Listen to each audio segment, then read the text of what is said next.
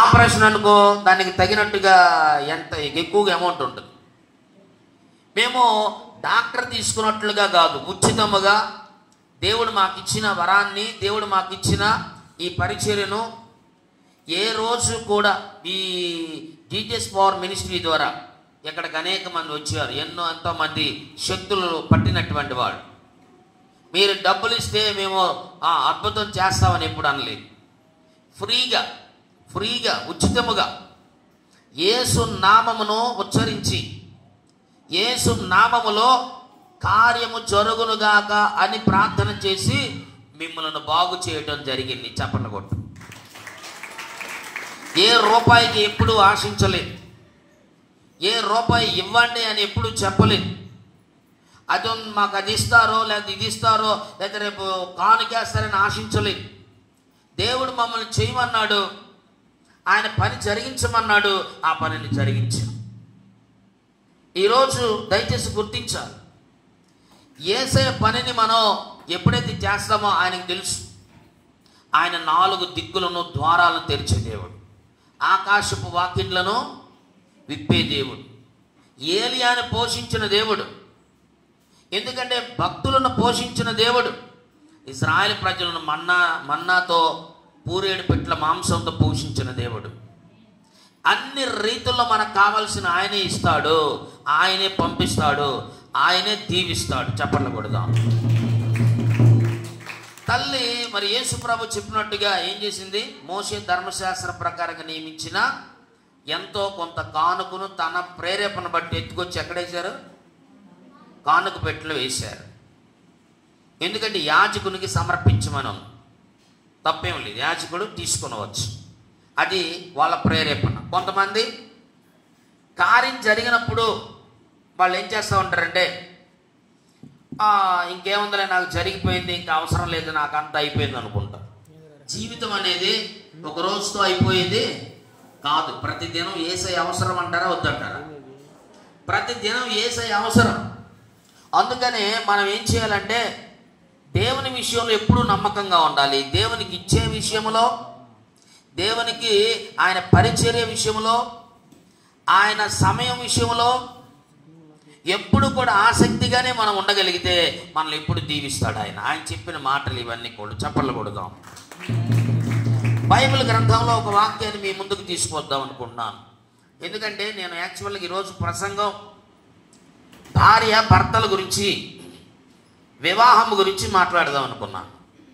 కానీ ప్రభు ఆ మెసేజ్ని మార్చి ఈరోజు మరలా ఏం చేశాడంటే స్వస్థత గురించి, ఆరోగ్యం గురించి, దేవుడు చేసే కార్యాల గురించి మాట్లాడమన్నాడు. అందుకని మెసేజ్ మారిపోయింది అప్పటికప్పుడే.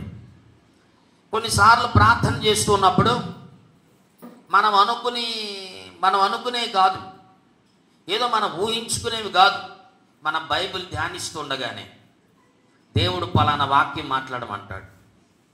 కొన్నిసార్లు ఆ ప్రదేశంలో ఉన్న సందర్భాలను బట్టి దేవుడు బయలుపరుస్తాడు. కొన్నిసార్లు దర్శనాలు చెప్తాడు, ఇదిగో వీళ్ళకి ఈ విధంగా ఉన్నారు, వాళ్ళకి తగినట్లుగా ఈ వాక్యం మాట్లాడు, దేవుడు చెప్తాడు. అందుకనే ఇప్పుడు మనకి ఇక్కడ ఏం జరిగిందంటే, మరి ఈరోజు భార్య భర్త ఉండవలసిన విధానం చెప్పుకునే వాళ్ళం. నెక్స్ట్ వీలుగుంటే నెక్స్ట్ సండే మాట్లాడదాం. వారికి ఏ విధముగా వివాహం చేసుకునేటువంటి వాళ్ళు ఏ విధమైన జాగ్రత్తలు తీసుకోవాలి, వివాహానికి సిద్ధపడేవాళ్ళు. అసలు కుటుంబం అంటే ఏంటో రేపు మనం చూద్దాం. చాలామంది భర్తలు, భార్యలు, బిడ్డలు, కుటుంబాలు భయంకరమైన పరిస్థితులు ఉండడానికి గల కారణం 3 పేటల తాడు.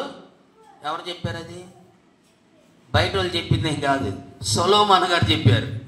3 పేటల తాడు గట్టిది. మనం 3 తాళ్ళు తీసుకుని వాటిని అల్లితే ఎన్ని పేటలు వస్తాయి? 2 పేటలు, 2గా కనిపిస్తాయి. కానీ మధ్యలో 3వ పేట ఉంది. అంటే ఒక కుటుంబం యేసయ్యతో కలిసి జీవించాలి. అది అక్కడ సందర్భం. చూద్దాం, రేపు వీలుగుంటే ప్రభు చిత్తం అయితే మాట్లాడదాం. ఈరోజు బైబిల్ గ్రంథంలో కీర్తనల గ్రంథం 34వ అధ్యాయం 19వ వచనాన్ని చూడండి. 1-2 వాక్యాలని చూపించి ముగించి వేస్తాను.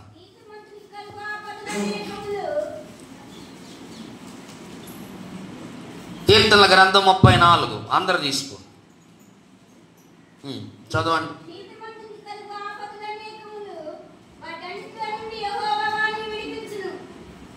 చాలు. దయచేసి ఇక్కడ గమనించవలసిన విషయం, నీతి మంతునికి కలుగు ఆపదలు ఎన్ని? 1-2? ఇక్కడ ఎంతమంది నీతిమంతులు ఉన్నారు? నిద్ర ఎవరు పోవట్లేదుగా, అందరు ఇల్లు చెప్తారు నిద్రపోయేవాళ్ళు. హల్లెలూయా అని కరెక్ట్గా చెప్పాడు. అయ్యా అంటే తెలియదు కదా, ఎక్కడో ఉన్నాడు, కొంచెం పరలోకంలోకి వెళ్ళి మళ్ళీ వచ్చాడు ఇప్పుడే.